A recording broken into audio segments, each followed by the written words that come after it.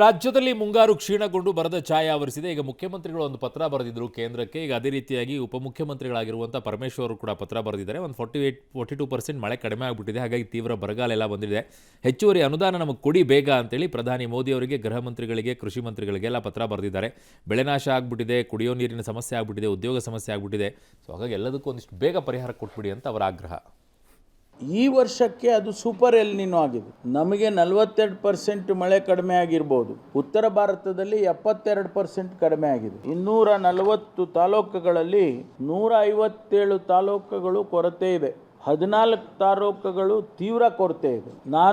ಇದು ಪಾಲಿಟಿಕ್ಸ್ ಮಾಡೋದಲ್ಲ. ಇದು ಅವರು ಅಸೆಸ್ಮೆಂಟ್ ಮಾಡಿ ರಾಜ್ಯದಲ್ಲಿ ಮಳೆ ಎಷ್ಟಾಗಿದೆ, ಎಲ್ಲೆಲ್ಲಿ ಎಷ್ಟು ಮಳೆ ಆಗಬೇಕಾಗಿತ್ತು, ಎಷ್ಟಲ್ಲಿ ಬಿತ್ತನೆ ಆಗಬೇಕಾಗಿತ್ತು, ಎಷ್ಟಾಗಿಲ್ಲ, ಇದರದೆಲ್ಲ ಒಂದು ಮಾಹಿತಿಯನ್ನ ಕೇಂದ್ರ ಸರ್ಕಾರಕ್ಕೆ ಪ್ರಾಪರ್ ಆಗಿ ಕಳಿಸಬೇಕು. ಈ ಕರ್ನಾಟಕದಲ್ಲಿ ಇನ್ನು ನಿರಂತರ ಯಾವ ರಾಜಕೀಯ ಅಂತ ಮಾನ್ಯ ಪ್ರಹ್ಲಾದ್ ಜೋಶಿ ಅವರು, ಯಾವ ರಾಜಕೀಯ ಇದರಲ್ಲಿ? ರಾಜ್ಯದಲ್ಲಿ ಬರಗಾಲ ಇದೆ, ಜನ ಒದ್ದಾಡುವಂತ ಪರಿಸ್ಥಿತಿಗೆ ಬರ್ತಾ ಇದೆ. ಇದರಲ್ಲಿ ನೀವು ರಾಜಕೀಯ ಮಾಡಕ್ಕೆ ಹೋಗ್ಬಿಡಿ. ರಾಜ್ಯಕ್ಕೆ ಏನು ಕೊಡಬೇಕಾಗಿದೆ ಅದನ್ನು ಬರ ಪರಿಹಾರವನ್ನ ಬೇಗ ಕೊಡುವಂತ ಕೆಲಸವನ್ನ ಮಾಡಿ. ಸುಮ್ಮನೆ ಆಟ ಆಡಿಸ್ಕೊಂಡು ಕೂತ್ಕೋಬಿಡಿ ಕರ್ನಾಟಕ ರಾಜ್ಯವನ್ನ. ಸಾಂಪ್ರದಾಯಿಕ ರೆಸಿಪಿ, ಮತ್ತಷ್ಟು ಬೇಕೆನಿಸುವ ರುಚಿ. ಕೋಡುಬಳೆ ಅಂದ್ರೆ ಅಡುಕಲೆ. ನಿರಂತರ ಹೋರಾಟ ನಡೆಸ್ತಾ ಇದ್ದ ಮಂಡ್ಯ ರೈತರ ಒತ್ತಾಯಕ್ಕೆ ಕೊನೆಗೂ ಮಣಿದಿರುವ ರಾಜ್ಯ ಸರ್ಕಾರ ಕೃಷ್ಣರಾಜ ಸಾಗರ ಜಲಾಶಯದಿಂದ ನಾಲೆಗಳಿಗೆ ನೀರನ್ನು ಹರಿಸಿದೆ. ವಿಸಿ ನಾಲೆ ಮೂಲಕ ನೀರನ್ನು ಬಿಟ್ಟಿದೆ. ಪ್ರಸ್ತುತ ಬಿಡುಗಡೆ ಮಾಡಲಾಗಿರುವ ನೀರನ್ನು ಕೇವಲ ಸಾರ್ವಜನಿಕರ ಕುಡಿಯುವ ಉದ್ದೇಶಕ್ಕಾಗಿ ಮತ್ತು ಜಾನುವಾರುಗಳ ಬಳಕೆಗಾಗಿ ಕೆರೆ ಕಟ್ಟೆಗಳನ್ನು ತುಂಬಿಸೋದಕ್ಕೆ ಮಾತ್ರ ಬಳಸಿಕೊಳ್ಬೇಕು ಅಂತ ಸರ್ಕಾರ ಸ್ಪಷ್ಟಪಡಿಸಿದೆ. ಬೇಸಿಗೆ ಹಾಗೂ ನೀರಿನ ಅಭಾವದಿಂದ ತತ್ತರಿಸಿದ್ದ ರೈತರು ನಾಲೆಗಳಿಗೆ ತಕ್ಷಣ ನೀರು ಬಿಡಬೇಕು ಅಂತ ಕಳೆದ ಕೆಲವು ತಿಂಗಳಿಂದ ನಿರಂತರವಾಗಿ ಪ್ರತಿಭಟನೆ ಮತ್ತು ಹೋರಾಟವನ್ನು ಮಾಡ್ತಾ ಇದ್ರು. ಭಾರತದ ಅತ್ಯಂತ ಪವಿತ್ರ ಹಾಗೂ ಜಗತ್ತಿನ ಅತಿ ದೊಡ್ಡ ಧಾರ್ಮಿಕ ಉತ್ಸವಗಳಲ್ಲಿ ಒಂದಾಗಿರೋದು ಇತಿಹಾಸ ಪ್ರಸಿದ್ಧ ಪುರಿ ಜಗನ್ನಾಥ ರಥಯಾತ್ರೆ. ಇವತ್ತಿನಿಂದ ಅತ್ಯಂತ ವೈಭವದಿಂದ ಆರಂಭವಾಗಿದೆ. ಜುಲೈ 25ರವರೆಗೂ ಕೂಡ ನಡೆಯುತ್ತೆ ಅದು. ಸೊ ಇಲ್ಲಿ ಮೊದಲನೇ ಬಾರಿ ಇಲ್ಲೇನಾಗುತ್ತೆ ಅಂದರೆ ಜಾತಿ ಧರ್ಮ ಯಾವುದೂ ಕೂಡ ಇರೋದಿಲ್ಲ. ಈ ರಥ ಎಳೆಯೋಕ್ಕೆ ಅವಕಾಶ ಸಿಗುವಂಥ ಜಾತ್ರೆ ಇದು. ಸ್ವತಃ ಭಗವಂತನೇ ಬಂದು ಭಕ್ತರಿಗೆ ದರ್ಶನ ಕೊಡ್ತಾನೆ ಅನ್ನುವಂಥ ನಂಬಿಕೆ. ಬಟ್ ಇವತ್ತು ಒಂದಿಷ್ಟು ಕಾಲು ತುಳಿತ ಆಯ್ತು. ಅಲ್ಲಿ 120 ಜನ ಅಸ್ವಸ್ಥಗೊಂಡಿದ್ದಾರೆ. ಉಸಿರಾಟದ ಸಮಸ್ಯೆಯಿಂದ ಓರ್ವ ಅಲ್ಲಿ ಸಾವಾಗಿದೆ. ಇನ್ನು ಕೇಂದ್ರ ಶಿಕ್ಷಣ ಸಚಿವ ಧರ್ಮೇಂದ್ರ ಪ್ರಧಾನ್ ರಾಜೀನಾಮೆಗೆ ಆಗ್ರಹಿಸಿ ಸಾಮಾಜಿಕ ಹೋರಾಟಗಾರ ಸೋನಂ ವಾಂಗ್ಚುಕ್ ನಡೆಸ್ತಾ ಇರುವ ಅನಿರ್ದಿಷ್ಟಾವಧಿ ಉಪವಾಸ ಸತ್ಯಾಗ್ರಹ 19ನೇ ದಿನ ಪೂರೈಸಿದೆ. ಪರಿಣಾಮ ಇದೀಗ ಸೋನಂ ವಾಂಗ್ಚುಕ್ 9 kg ತೂಕ ಇಳಿದಿದೆ. ಇನ್ನು ದೆಹಲಿ ಹೈಕೋರ್ಟ್ ಸೋನಂ ವಾಂಗ್ಚುಕ್ ಅವರ ಆರೋಗ್ಯವನ್ನು ಪ್ರತಿದಿನ ಪರಿಶೀಲಿಸಬೇಕು, ಅಗತ್ಯ ಇದ್ದಾಗ ತಕ್ಷಣ ವೈದ್ಯಕೀಯ ಚಿಕಿತ್ಸೆ ಒದಗಿಸಬೇಕು ಅಂತ ಅಧಿಕಾರಿಗಳಿಗೆ ಸೂಚನೆ ಕೊಟ್ಟಿದ್ದಾರೆ. ಅದನ್ನು ಸಾಲಿಸಿಟರ್ ಜನರಲ್ ಕೂಡ ಒಪ್ಪಿಕೊಂಡಿದ್ದಾರೆ. ಭಾರತದ ಮೊದಲ ಹೈಡ್ರೋಜನ್ ರೈಲು ನಾಳೆ ಲೋಕಾರ್ಪಣೆಗೊಳ್ಳುತ್ತೆ. ನಾಳೆ ಬೆಳಗ್ಗೆ 7:40ಕ್ಕೆ ಪ್ರಧಾನಿ ಮೋದಿಯವರು ಹಸಿರು ನಿಶಾನೆ ಕೊಡ್ತಾರೆ. ಹರಿಯಾಣದ ಜಿಂದ್ನಿಂದ ಸೋನಿಪತ್ವರೆಗೆ 89 ಕಿಲೋಮೀಟರ್ ಮಾರ್ಗದಲ್ಲಿ ರೈಲು ಸಂಚರಿಸುತ್ತೆ. ಈ ರೈಲು ಸೇವೆ ಲೋಕಾರ್ಪಣೆಗೊಳ್ಳುತ್ತಾ ಇರೋದು ಭಾರತದ ಪಾಲಿಗೆ ಮತ್ತೊಂದು ಐತಿಹಾಸಿಕ ಮೈಲುಗಲ್ಲು ಅಂತ ಹೇಳ್ತಾ ಇದ್ದಾರೆ. ಹೈಡ್ರೋಜನ್ ರೈಲು ಸೇವೆ ಆರಂಭಿಸಿರುವ ಕೆಲವೇ ದೇಶಗಳ ಗುಂಪಿಗೆ ಭಾರತ ಸೇರ್ಪಡೆ ಆಗ್ತಾ ಇದೆ. ಇದು ವಿಶ್ವದ ಅತಿ ಶಕ್ತಿಶಾಲಿ ರೈಲು, ಅತಿ ಉದ್ದದ ರೈಲು ಇತ್ಯಾದಿ ವಿಶೇಷತೆಗಳನ್ನೆಲ್ಲ ಹೊಂದಿದೆ. ಇನ್ನುಳಿದಿದ್ದೆಲ್ಲ ನಿಮ್ಗೆ ಒಂದೊಂದೇ ಗೊತ್ತಾಗುತ್ತೆ. 75 ಕಿಲೋಮೀಟರ್ ವೇಗದಲ್ಲಿ ಪ್ರಯಾಣವನ್ನು ಮಾಡುತ್ತಂತೆ. ಈಗಿರೋವೆಲ್ಲ 100-140 ಸ್ಪೀಡಲ್ಲೂ ಹೋಗ್ತವೆ ರೈಲುಗಳು. ಫಿಫಾ ವಿಶ್ವಕಪ್ ಅಂತಿಮ ಹಂತಕ್ಕೆ ಬಂದು ನಿಂತಿದೆ. ಈಗ ವರ್ಲ್ಡ್ ಕಪ್ ಫುಟ್ಬಾಲದು ಜಗತ್ತಿನ ಫುಟ್ಬಾಲ್ ಕಿಂಗ್ ಯಾರಾಗ್ತಾರೆ ಅನ್ನೋ ಕುತೂಹಲಕ್ಕೆ ಜುಲೈ 19ಕ್ಕೆ ತೆರೆ ಬೀಳುತ್ತೆ. ಹಾಲಿ ಚಾಂಪಿಯನ್ ಬಲಿಷ್ಠ ಅರ್ಜೆಂಟೀನಾ ಮತ್ತು 2010 ವಿಶ್ವಕಪ್ ವಿಜೇತ ಸ್ಪೇನ್ ನಡುವೆ ವಿಶ್ವಕಪ್ ಕಿರೀಟಕ್ಕಾಗಿ ಕಾದಾಟ ನಡೆಯುತ್ತೆ.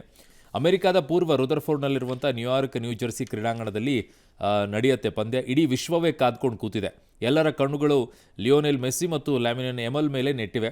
ಇಂಟ್ರೆಸ್ಟಿಂಗ್ ವಿಚಾರ ಏನಂದರೆ 19 ವರ್ಷದ ಹಿಂದೆ ಮೆಸ್ಸಿ ಪುಟ್ಟ ಮಗುವೊಂದನ್ನು ಸ್ನಾನ ಮಾಡಿಸಿ ತನ್ನ ತೋಳುಗಳಲ್ಲಿ ಎತ್ತಿ ಆಡಿಸಿದ್ರಂತೆ.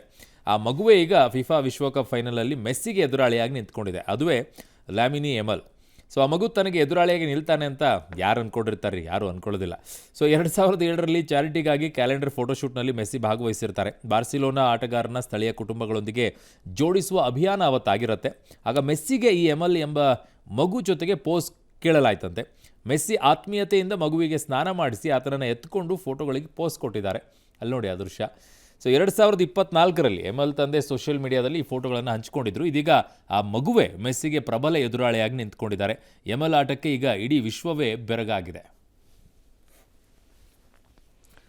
ಇನ್ನು ಗಗನಯಾನ ತಯಾರಿ ಹೊತ್ತಲ್ಲೇ ಇಸ್ರೋದಲ್ಲಿ ವಿಜ್ಞಾನಿಗಳ ರಾಜೀನಾಮೆ ಪರ್ವ ಜಾಸ್ತಿ ಆಗ್ತಾ ಇದೆ. 100ಕ್ಕೂ ಹೆಚ್ಚು ವಿಜ್ಞಾನಿಗಳು ಇಸ್ರೋದಲ್ಲಿ ರಾಜೀನಾಮೆ ಕೊಟ್ಟಿದ್ದಾರೆ. ಗಗನಯಾನ ಸೇರಿದಂತೆ ಪ್ರಮುಖ ಇಸ್ರೋ ಯೋಜನೆಗಳು ಕೆಲಸ ಮಾಡ್ತಾ ಇದ್ದ ಹಿರಿಯ ವಿಜ್ಞಾನಿಗಳು ದಿಢೀರಂತ ರಾಜೀನಾಮೆ ಕೊಟ್ಟು ಸೀರಿಯಸ್ಸಾಗಿ ಹೊರಗಡೆ ಹೋಗ್ತಾ ಇದ್ದಾರೆ. ಇನ್ನೂ ಹಲವರು VRS ಪಡೆದು ಹೊರಗೆ ಬರ್ತಾ ಇದ್ದಾರೆ. 100ಕ್ಕೂ ಹೆಚ್ಚು ವಿಜ್ಞಾನಿಗಳು ರಾಜೀನಾಮೆ ನೀಡಿರೋದು ಕಳವಳಕಾರಿ ಸಂಗತಿ. ಇಸ್ರೋಗೆ ದೊಡ್ಡ ಹಿನ್ನಡೆ. ಇದಕ್ಕೆ ಕಾರಣ ಏನು ಅಂತಂದರೆ ಖಾಸಗಿ ವಲಯದ ಬಾಹ್ಯಾಕಾಶ ಯೋಜನೆಗಳು. ಒಳ್ಳೆಯ ಸಂಬಳ ಮತ್ತು ಹುದ್ದೆಯ ಸ್ಥಾನಮಾನದ ಆಕಾಂಕ್ಷೆಯಿಂದ ಇಸ್ರೋ ತೊರೆದು ಖಾಸಗಿ ವಲಯಕ್ಕೆ ವಿಜ್ಞಾನಿಗಳು ಸೇರ್ಪಡೆಯಾಗ್ತಾ ಇದ್ದಾರೆ ಅಂತ ಹೇಳ್ತಾ ಇದ್ದಾರೆ.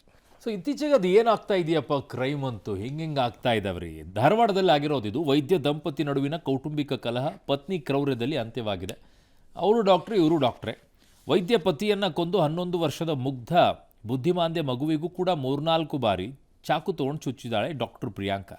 ಸದ್ಯ ಬಾಲಕ ನಿಹಿತ್ಗೆ ಚಿಕಿತ್ಸೆ ಮುಂದುವರೆದಿದೆ. ಹತ್ಯೆಯಾದ ಕಿರಣ್ ಹಾಗೂ ಪ್ರಿಯಾಂಕಾ ಇಬ್ಬರಿಗೂ ಕೂಡ ಇದು 2ನೇ ಮದುವೆ. ಮ್ಯಾಟ್ರಿಮೋನಿ ಮೂಲಕ ಇಬ್ಬರು ಪರಿಚಯ ಆಗಿರುತ್ತೆ. ಸಂಬಂಧಿಕರು ತಿಳಿಸಿದ್ದಾರೆ ಈಗ ಅದರ ಬಗ್ಗೆ. ಕಿರಣ್ಗೆ ಬೇರೆ ಮಹಿಳೆಯರ ಜೊತೆಗೆ ಅಕ್ರಮ ಸಂಬಂಧ ಇದೆ ಅನ್ನೋ ಅನುಮಾನ ಇತ್ತಂತೆ. ಇದೇ ವಿಚಾರವಾಗಿ ಕಿರಣ್ ಮೇಲೆ ಮುಂಚೆಯೂ ಕೂಡ ಪ್ರಿಯಾಂಕಾ ದಾಳಿ ಮಾಡಿರ್ತಾಳೆ.